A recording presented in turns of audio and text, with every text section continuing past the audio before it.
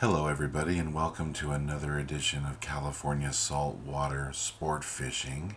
This time we are joining the Fury. It's been a while since I've been on the Fury, but here we go again with the Western Outdoor News charter. And as you can see, we did pretty well on this charter. It left on March 17th at night on St. Patrick's Day, and we fished the 18th, which was a Friday of 2022. We headed out of Dana Wharf Harbor, which was beautiful that night with a full moon on the horizon coming up, and headed out towards San Clemente Island. Once we got on the boat, we did the usual checking in and getting set up, and then headed down to our bunks. But there was definitely some weird noises in the bunk room, as you will have to check out for yourself.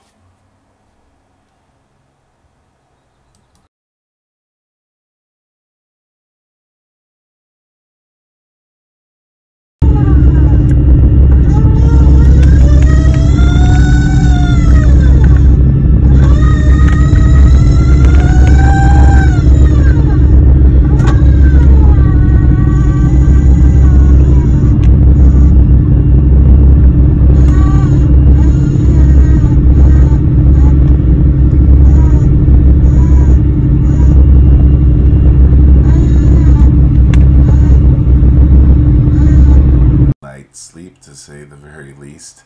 We woke up on San Clemente Island at about 4:30 in the morning, and as I'm getting up, I already see Uncle Johnny over there in the corner tied into something.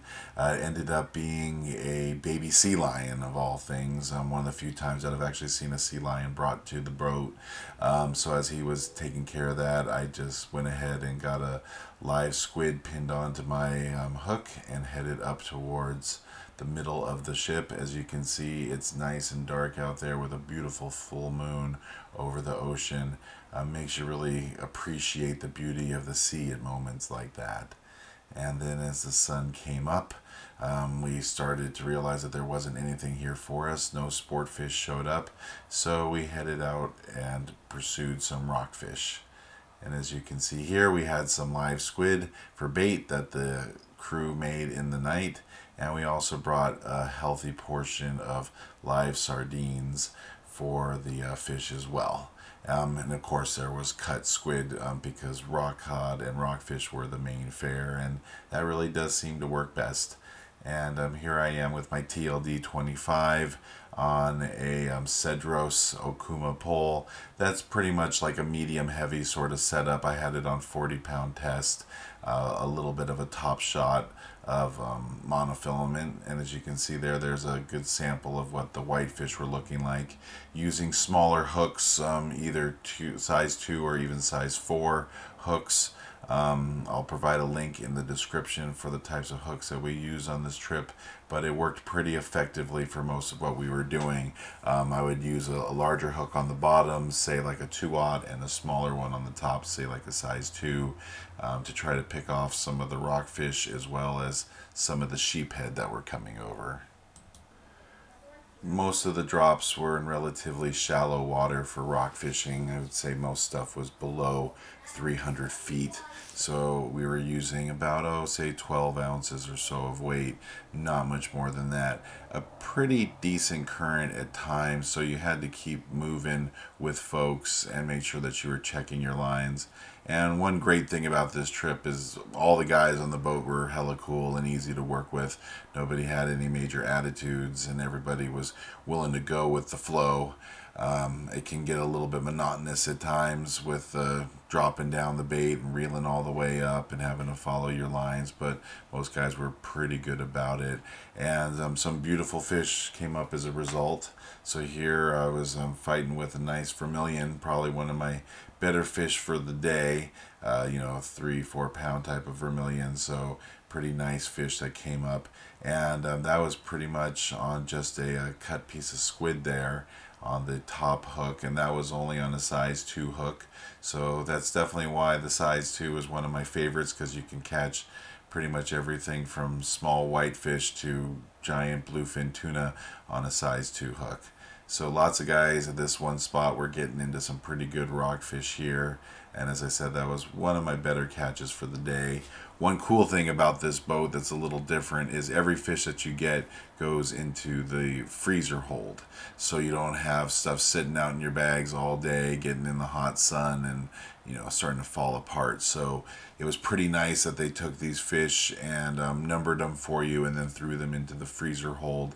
And I believe it's some sort of like salt spray that goes in there and brines them and gives them a nice good coat of ice.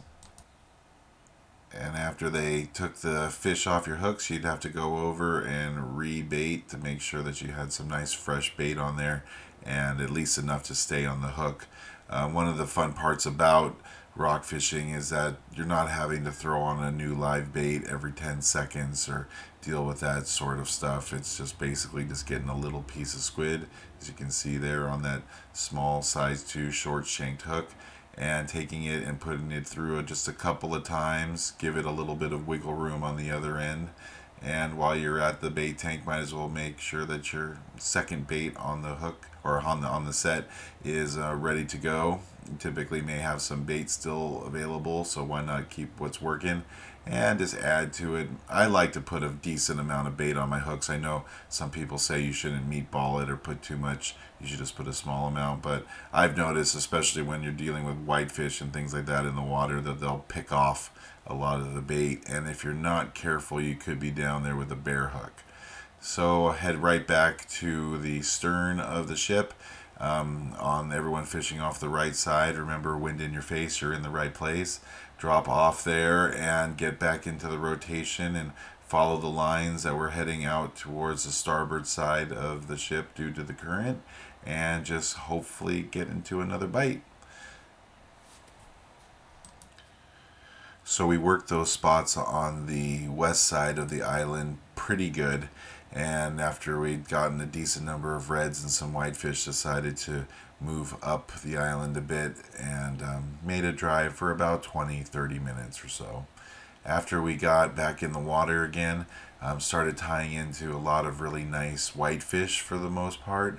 So I ended up limiting out on whitefish as well as on the rockfish, and one sheephead to boot as well. I got a couple of mackerel, which I actually like to keep. I find that they're pretty good tasting as long as you take good care of them. And since these guys are taking good care of the fish, figured why not keep those as well. And here we are tying into another couple of fish. I think that this may be a rockfish or a whitefish, just given what we were getting that whole day. As you can see there again, most of the day I spent working that TLD 25, and it did a great job. I actually put a nice long power handle on it, so it retrieved beautifully and made things a lot easier. Definitely, if you can, put a power handle on these types of things, especially with the low gear ratio, to make the most out of every turn. And then, yeah, as you can see there, had the gulp bait on the bottom that got one of those rockfish, and on the top a nice small piece of squid and a small hook got an okay size whitefish. And so taking that back to the kill box and letting the deckhands do their thing, removing the hooks as well as getting the fish numbered for you. And one thing that people forget about with these whitefish is you do have to handle them with some care. The gill plates on them on the outside have some pretty gnarly razor sharp edges, so you don't want to touch them too much more than you have to. So the deckhands did a great job of taking care of that, and then they would just take your number, label up the fish, send them into the deep freeze, and away we go on to the next one. And so here we are tied in with what will end up being another double hook up. I've got my lighter setup here. This is more of like a 30-pound setup because we were fishing shallower water. And yeah, pulled up a pretty, okay sheephead. At least it was a keeper, and another whitefish together.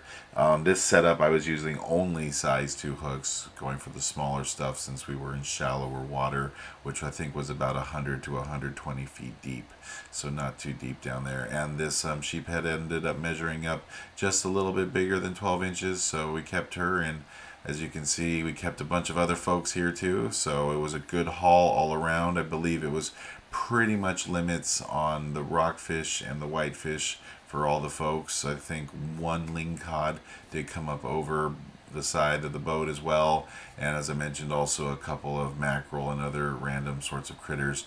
No bonita or anything like that to show for it, but still came home with a decent amount of fish, and ended up eating about half of it that weekend with friends and family in the neighborhood, and then freezing up the other half. So hope you enjoyed this trip out here on the Fury, and hope to see you guys out on the water. And until then, tight lines and good fishing. Later, guys.